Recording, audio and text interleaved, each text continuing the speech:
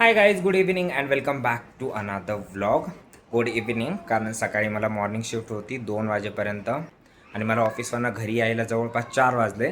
आणि त्यानंतरनं मी टाईमपास केला, थोडी झोप काढली आणि आता वाजले 6 आणि मी या व्लॉगची सुरुवात केली आहे.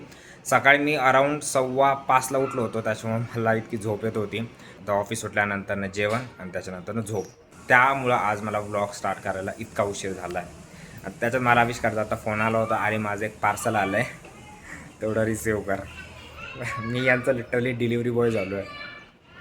खाली आलो होते तर आविष्कारचं पार्सल पिक करून आणि त्यानंतर तसंच पुढं चहा प्यायला जाऊन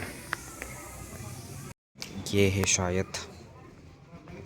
सो गाईज जस्ट अनबॉक्स केलं आहे आणि त्याने ऑर्डर केलं आहे भारत का संविधान, कॉन्स्टिट्यूशन ऑफ इंडिया. हे पण जाईल आता इथे.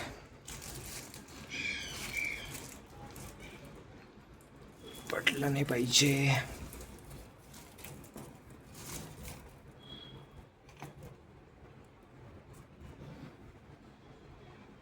रूमवर ना गोष्टी वाचायला तर खूप आहे, किंवा आता पृथ्वीने जसं कॅटलिस्ट आणलं, याने जसं संविधान आणलं, मी जसं माझे बाकीचे बुक्स आहेत, पण सध्याला वाचन सगळे निग्लिजिबल करून राहिलेले आहे.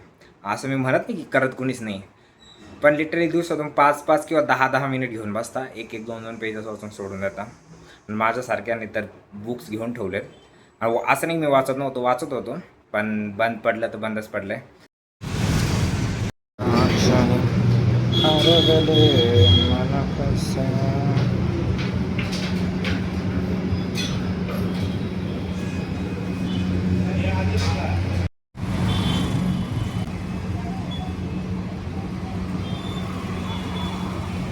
काल ना एक अराऊंड 10-10:30ला मी व्लॉग एडिट करताना बघितलं की माझा एक सबस्क्रायबर कमी झाला आहे. म्हणजे 81 होते आणि आता 80 आहे. तर मग त्यावरूनच काल मी माझ्या रूममेटला बोललो की मागच्या 2.5 महिन्यापासून मी डेली कॉन्टेंट क्रिएट करतो आहे. मी डेली व्लॉग अपलोड करतो आहे, इन्स्टावर पण आणि यूट्यूबवर पण. आणि तरी पण मला जेवढी अपेक्षा आहे ना तेवढी रीच मला काही भेटत नाही आहे. तर त्यावर तो मला बोलला, भावा जर एवढंच जर सोपं असतं तर सगळ्यांनीच केलं असतं. एवढं जर सोपं असतं तर आज सगळेच सौरव जोशी झाले असतील. It will take time, it will take a lot of hard work आणि it will take a lot of consistency. आणि मग मी त्यानंतरनं विचार केला, बात तो सही आहे. असं नाही की मी स्किप करण्याचा विचार करत होतो, फक्त थोडंसं वाईट वाटलं होतं किंवा थोडा मी उदास होतो, म्हणून मी जस्ट त्याला सांगितलं. तर त्याने हा मला रिप्लाय दिला. तर त्याने काल मला जे मोटिवेशनल स्पीच दिलं ना 1 मिनिटाचं, तर तेवढं इनफ होतं माझ्यासाठी. गाईज, आमच्याकडे हा जुना माठ होता, ज्याला आमच्याकडे माठ म्हणता. काही ठिकाणी मटका आणि सांगलीत आय गेस, कारण पृथ्वीराज सांगलीतला आहे, डेरा म्हणता.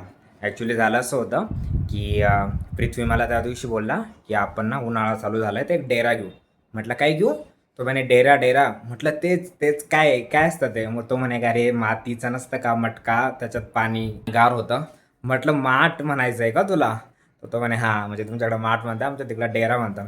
असं सेम ना. आता आयुष होता अगोदर रूमवरती ना, तर तो नागपूरचा होता आणि मग त्यांच्या तिकडे कोथिंबीरला सांबार म्हणायचे.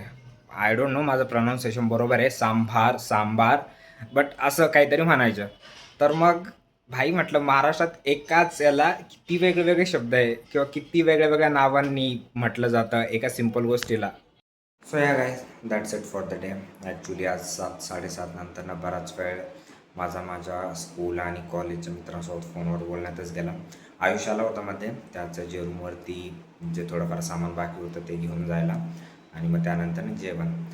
तर मग असा होता आजचा दिवस, 6 नंतरचा. खरं तर काल त्याच्या अगोदर तर ऑफिसच होता.